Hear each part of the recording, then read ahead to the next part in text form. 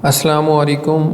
Welcome to the next lecture in software verification and validation course and software engineering 2 course.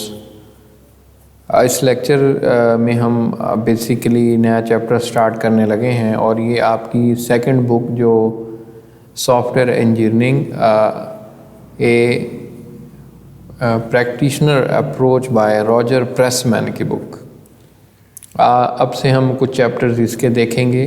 Lastly मैंने आपको बताया था कि हम 2 बुक्स फॉलो कर रहे हैं। एक तो समरविल की बुक है और सेकंड बुक जो है वो रॉजर प्रेसमैन की बुक है।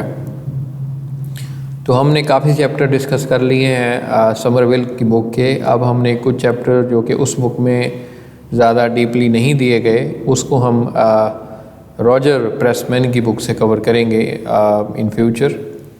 और आज हम उसी का चैप्टर नंबर 17 देखने लगे हैं जो कि सॉफ्टवेयर टेस्टिंग स्ट्रेटजीज़ हैं। आपको याद होगा हमने फर्स्ट चैप्टर जो शुरू किया था इस कोर्स का उसमें हमने सॉफ्टवेयर टेस्टिंग को इंट्रोडक्टरी लेवल पे डिस्कस किया, फिर डीपली देखा हमने। कुछ मैंने टेस्टिंग टेक्निक्स आपको वहाँ भी बताई थी, लेकिन क्योंकि ये हमारा काफ़ी इम्पॉर्टेंट टॉपिक है तो हम इसको मज़ीद डेप्थ में देखना चाहते हैं और इसी को हम आगे फर्दर कई दिन में कवर करेंगे। और भी हम कई चैप्टर्स इस बुक के पढ़ेंगे। तो ये मैं उस बुक प्रेसमैन की बुक का 7th एडिशन आपके सामने ओपन किया हुआ है, आपको इजीली मिल जाएगा। मैं कोशिश करूँगा इसका लिंक भी आपको प्रोवाइड कर दूँगा और मुझे लगता है कि आप लोगों के पास पहले ये ऑलरेडी बुक है तो इसलिए मैं उसका हो सकता है कि आपके पास एडिशन डिफरेंट हो तो उसमें चैप्टर नंबर जो है वो वेरी कर सकता है, जैसे मैंने आपको पहले भी बताया था। तो इसका चैप्टर नंबर 17 हम डिस्कस कर रहे हैं। सॉफ्टवेयर टेस्टिंग को तो हम काफ़ी डिटेल से देख चुके हैं, तो हम बात करेंगे इस चैप्टर में सॉफ्टवेयर टेस्टिंग स्ट्रेटजीज़। तो ये स्टार्ट से आप 450 पेज पे जाएंगे तो ये उस पे ही अवेलेबल है, तो इजीली आपको मिल जाएगा।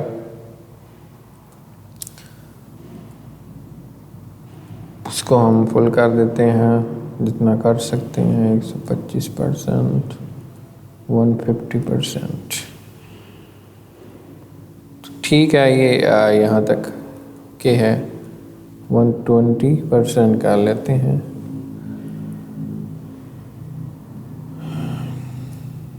तो ये हमारा 140% पे फुल आ जाता है पेज।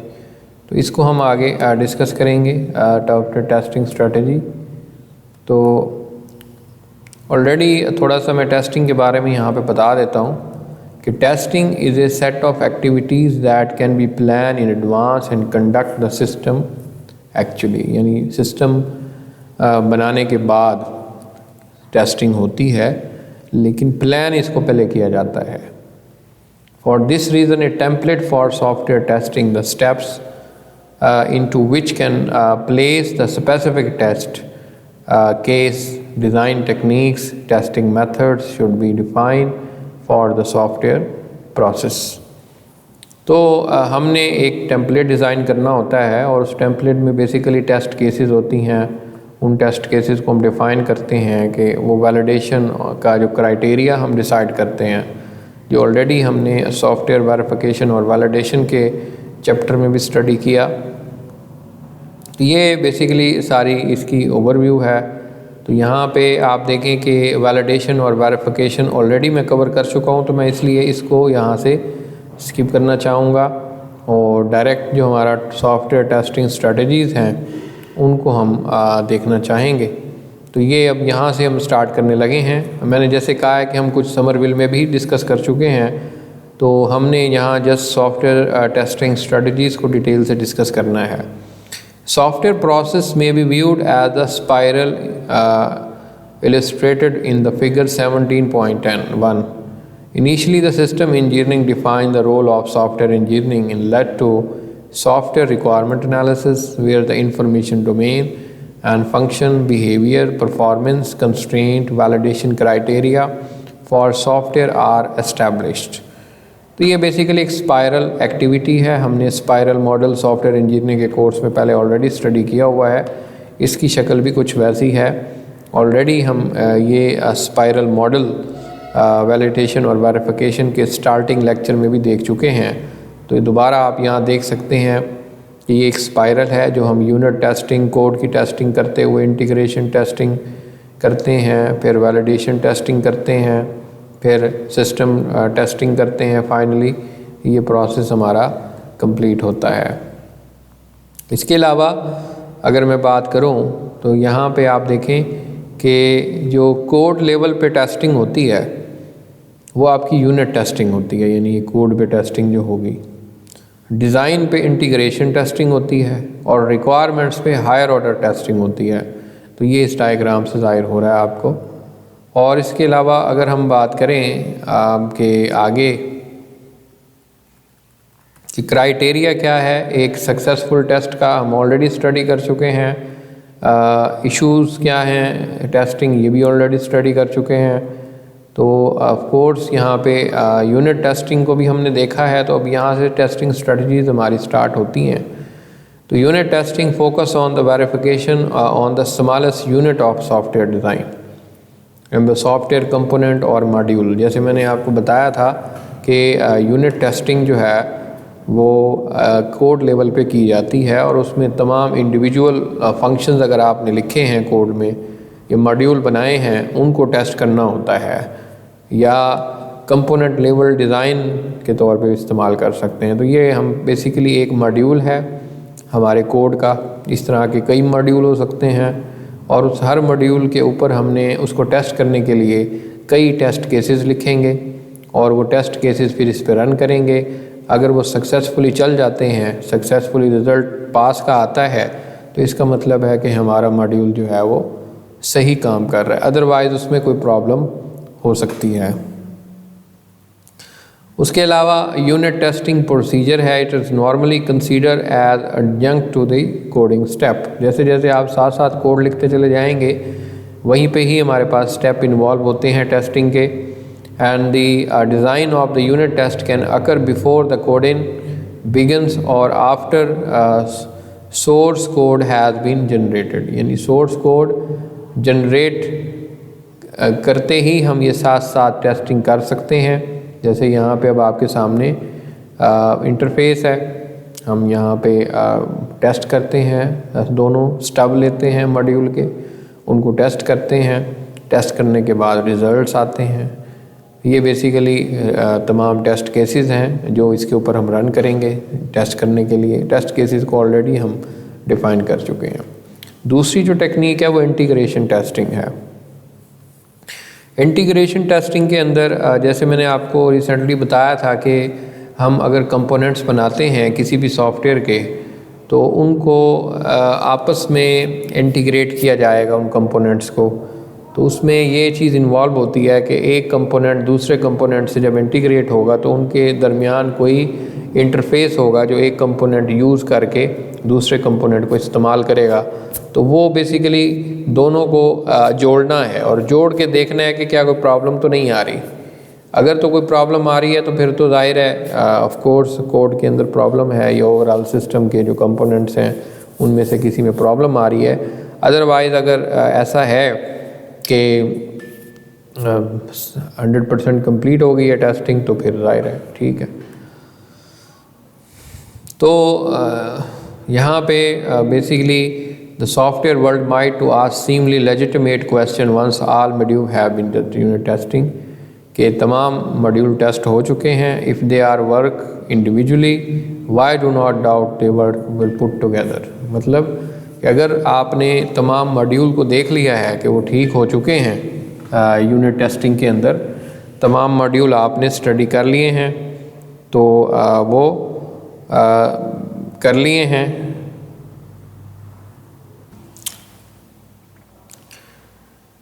तो तमाम मॉड्यूल को तो हम टेस्ट कर चुके हैं और अब हम ये देखेंगे कि तमाम को इंटीग्रेट करके टेस्ट करना है।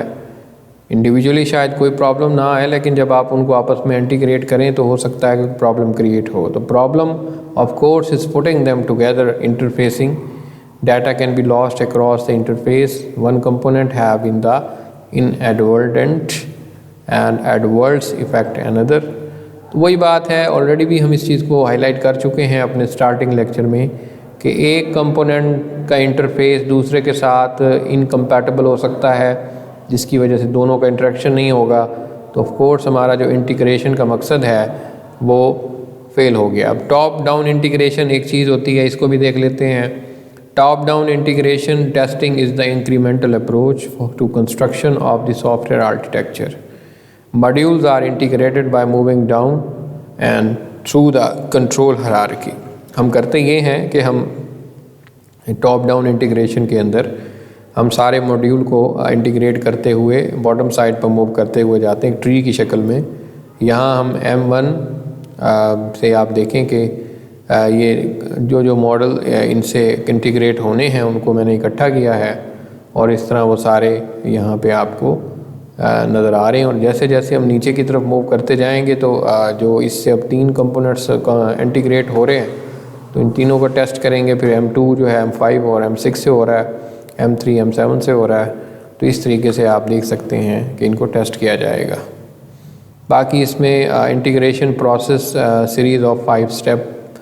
Main control module is used to at least test driver and stubs are substituted for all components directly subordinate to the human control module।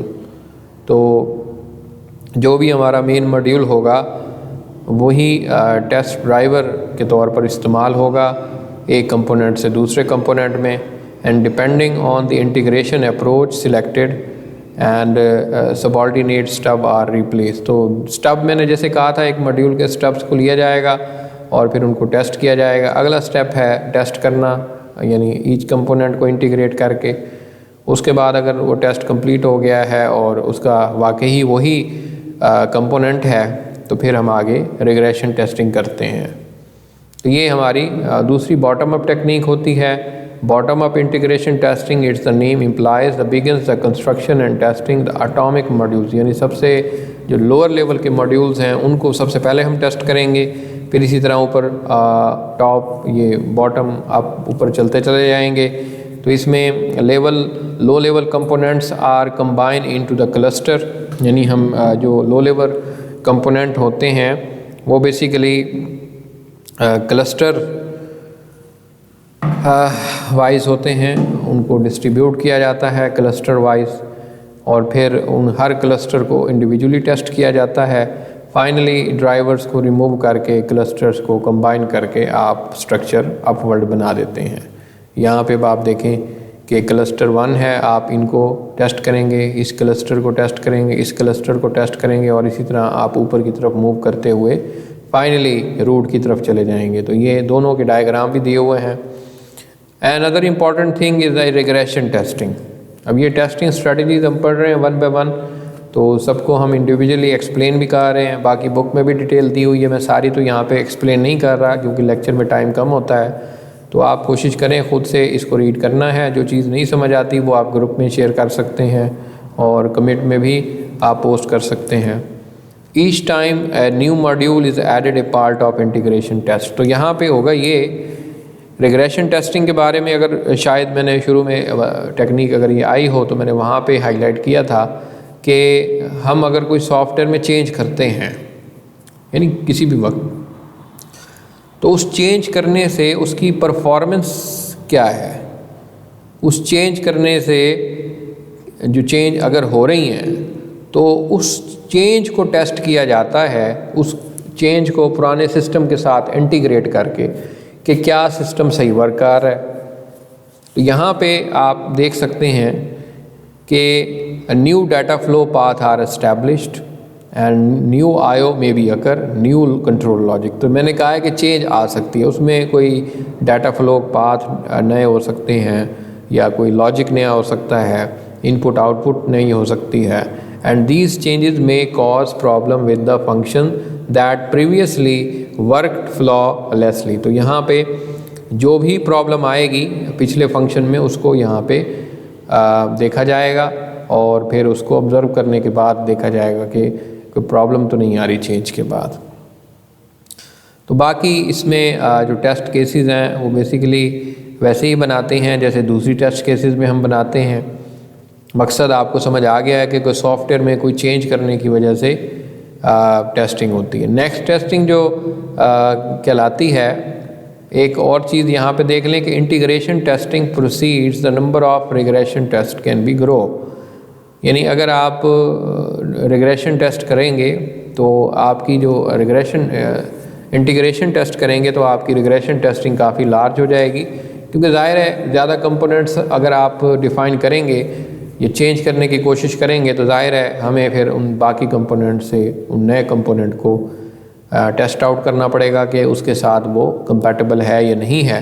Of course ये फिर रिग्रेशन टेस्टिंग हमारी काफ़ी लार्ज लेवल पे चली जाती है। Another important thing is the smoke testing. Smoke testing is the integration testing approach that is commonly used to product software is developed। यानी जब भी प्रोडक्ट बन रहा होगा आपका, उसी दौरान हम ये टेस्ट करते हैं और ये इंटीग्रेशन टेस्टिंग की ही अप्रोच है। And that is design a passing mechanism for the time critical projects allowing software team to assess the project on the frequent basis. इसमें जो भी सॉफ्टवेयर डेवलप कर रही है हमारी टीम, वो साथ साथ उसको चेक करती हुई जाती है कि किस तरीके से काम चल रहा है, उनका स्लो है, उनकी परफॉर्मेंस कैसी है, और ये फ्रीक्वेंटली चेक किया जाता है। अब फ्रीक्वेंटली का मतलब यहाँ पे डे बाय डे भी हो सकता है, 2 दिन के बाद भी हो सकता है, 1 वीक का ड्यूरेशन भी हो सकता है, एंड सो फोर्थ। तो यहाँ पे इस तरीके से होगा। अब इसमें कौन कौन सी एक्टिविटी होती हैं स्मोक टेस्ट में? The software components that have been translated into the code are integrated into a build। तो सॉफ्टवेयर जो कंपोनेंट्स होते हैं उनको ट्रांसलेट किया जाता है कोड के अंदर और फिर उनको इंटीग्रेट कर किया जाता है। बिल्ड का आपको पता है कि जब हम एक सॉफ्टवेयर प्रोजेक्ट बनाते हैं, तो जैसे आप एंड्रॉयड पढ़ रहे हैं तो उसमें हम उसको रन करते हैं तो उसकी एक बिल्ड मुकम्मल होती है। इस तरह के बिल्ड्स बनाते हैं और बिल्ड्स के अंदर ज़ाहिर डाटा फाइल्स होती हैं, लाइब्रेरीज होती हैं, ऐसे मॉड्यूल्स होते हैं जो रीयूजेबल हों। तो ये सारी चीज़ें मिलके एक बिल्ड कंप्लीट होता है। दूसरी एक्टिविटी होती है कि series of test is the design to expose the error that have been well kept the build from the properly performing its function. यानी जो भी फंक्शन परफॉर्म हो रहे हैं उनको देखा जाता है कि वो प्रॉपरली परफॉर्म हो रहे हैं, and the intent should be uncover show stopped error that have been highest likelihood throwing the software project behind schedule. तो यहाँ पे इस चीज़ को मैनेज किया जाता है। तीसरे नंबर पे जो एक्टिविटी होती है वो बिल्ड को क्योंकि हमने मुख्तलिफ मॉड्यूल्स के बिल्ड बना लिए हैं, अब हम तमाम मॉड्यूल्स को इंटीग्रेट कर देना है। जब हम इंटीग्रेट करेंगे तो उस स्टेज के ऊपर ज़ाहिर है कोई प्रॉब्लम आ सकती है, उसको फिर चेक किया जाएगा और ये प्रोसेस चलता रहेगा। बाकी इसके अलावा टेस्टिंग स्ट्रेटजी जो है ये इससे रेलेवेंट नहीं है चीज़ें, इनको हम फ़िलहाल तो छोड़ देते हैं, बाकी आप खुद से इनको पढ़ सकते हैं। अच्छा, अब आगे testing strategies for object oriented software है, इसको हम अगले लेक्चर में कवर करेंगे। और तब तक के लिए मैं आज का लेक्चर यहीं पे ख़त्म करना चाहूँगा। और मैं ये आपको सजेस्ट करता हूँ कि इस बुक ये चैप्टर जब आप पढ़ेंगे तो हमने उनके कॉन्सेप्ट को तो यहाँ पे डिफ़ाइन कर दिया है, बाकी डेप्थ में बुक के अंदर आप रीड करें। अगर कोई इशू है तो मुझे आप अगले लेक्चर तक बता दें ताकि मैं उसको फिर नेक्स्ट लेक्चर में एक्सप्लेन कर सकूँ। तो thank you very much and खुदा हाफिज़। अगले लेक्चर तक के लिए